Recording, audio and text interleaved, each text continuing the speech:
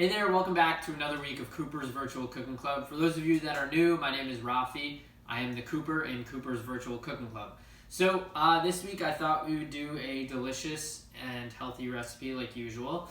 Shavuos just ended, so I think it means we all need to kind of get back into our healthy zone, even though May is over. So today we're going to be making a really easy broccoli dish. So the first ingredient you're going to need is broccoli florets. So here I have a few bags of broccoli florets that I got frozen and I let them defrost. And then once they defrosted, I kind of wrung out the water from within the bags. And then I used the paper towel to squeeze out all that excess moisture. If you're using fresh florets, that's great. So you could just cut them up and then you don't have to go through that process of really drying them out. So that this way, it's easier to do it like that. But I went with the frozen florets, and then I let them defrost in the sink for probably about 12 hours or so. Additionally, you're going to need an egg. I'm using 1 egg for 3 bags of florets. If you have more than that, you should use 2 eggs. I have some spices here. I have some salt and some garlic powder, whatever spices you want to add. And additionally, I have some olive oil here. A good thing you can add to this recipe, if you want, is you can add some cheese to it and make it like a cheesy broccoli type of recipe. Or you can add breadcrumbs to it if you're doing it with broccoli. Or you can also do this recipe with cauliflower if you don't have broccoli around. This recipe works great for either of them. Additionally, you're going to need a baking sheet lined with parchment paper like I have over here. I have 2 baking sheets because I want to make sure when I'm spreading the broccoli out that it doesn't get all bunched up, so that this way you get a nice crispy product. Okay, so first step is obviously you got to strain out your broccoli florets, put them in a bowl, and then you're going to crack 1 egg, like so. Okay, I'm wearing gloves because what I'm going to do is I'm just going to kind of mix everything up at the end once we have all of our ingredients in there, wet and dry. But if you have a big spoon, you can do it like that too. And then you're going to take probably about a tablespoon of olive oil. I don't have a measuring situation with me right now, but that's about a tablespoon. And then you're going to sprinkle some salt in there, and I have some garlic powder over here. I also have some garlic cloves that I crushed up. You can also put pepper in, cumin, chili powder, whatever you like. And then you're just going to kind of get your hands in there and get your spoon in there, and you're going to mix it all up so that everything is kind of coated with the egg and the spices and the oil. And then you'll transfer that to the baking sheet.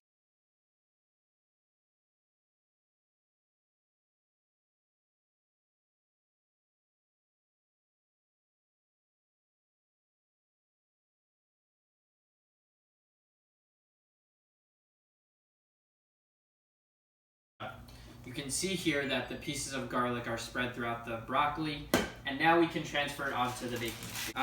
So you can kind of just spread it out. I'll make sure you guys see this. Okay, just spread it out. Florets can be face up or face down, whatever you prefer.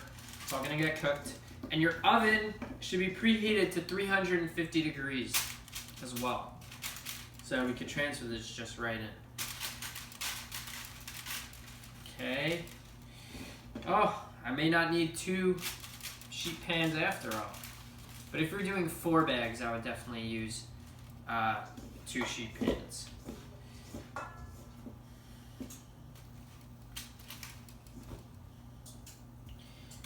You can really transform it to whatever you like. You can put cheese on it, you can put breadcrumbs on it, you can do it with cauliflower. And you can mix in some other vegetables in there too, maybe mushrooms or onions. But today I'm just sticking with broccoli. So I'll check back with you in a few minutes. I'm going to pop this in the oven right now, and it's at 350 degrees. And I'll see you on the other side.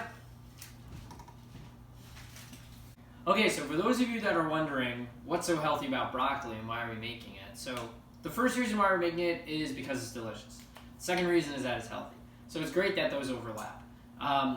Broccoli has a ton of nutrients in it and a ton of benefits, including anti-inflammatory, helps fight aging, helps fight cancer, helps fight stomach issues.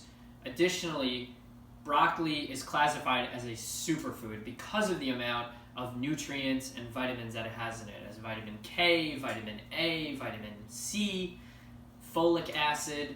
So I will write all this out like I did last week. But just important, something to keep in mind that you should try to incorporate broccoli in your diet in a number of ways.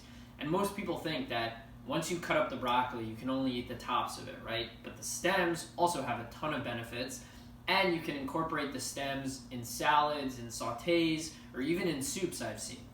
So I'll check back with you in a few minutes once our broccoli is finished cooking, but until then, keep in mind these healthy tips and make sure to incorporate broccoli in your diet.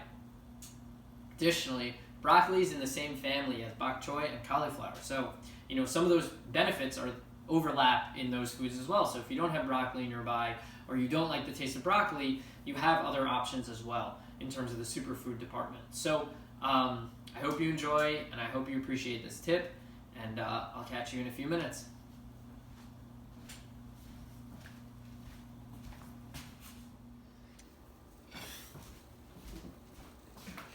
Hey everyone, so the broccoli is done. I took out a few pieces from the oven right here. It was in the oven for about an hour.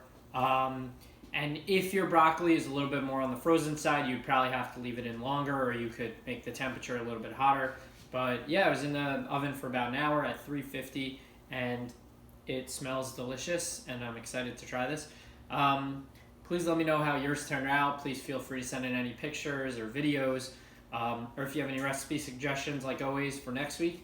But until then, I'll see you and enjoy, and I hope you have a great week. Stay well.